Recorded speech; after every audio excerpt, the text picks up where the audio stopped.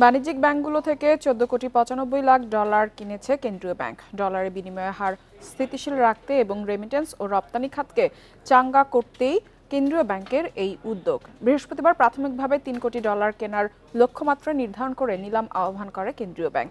তবে শেষ পর্যন্ত আরও বেশি ডলার কেনা হয়, যেখানে কাট অফ রেট ছিল ডলার প্রতি 121.70 টাকা।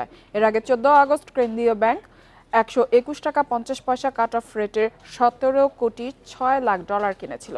নতুন নিলামে দেখা গেছে কেন্দ্রীয় ব্যাংক কাট অফ রেট অন্তত 20 বেসিস পয়েন্ট বাড়িয়েছে। এর আগে 17টি ব্যাংক 16 থেকে $17 কোটি বিক্রির প্রস্তাব করে। তবে বাজার পরিস্থিতি বিবেচনায় লক্ষ্যমাত্রা অনুযায়ী 13টি ব্যাংকের কাছ থেকে ডলার কেনা হয়েছে বলে জানান কেন্দ্রীয় ব্যাংকের কর্মকর্তারা।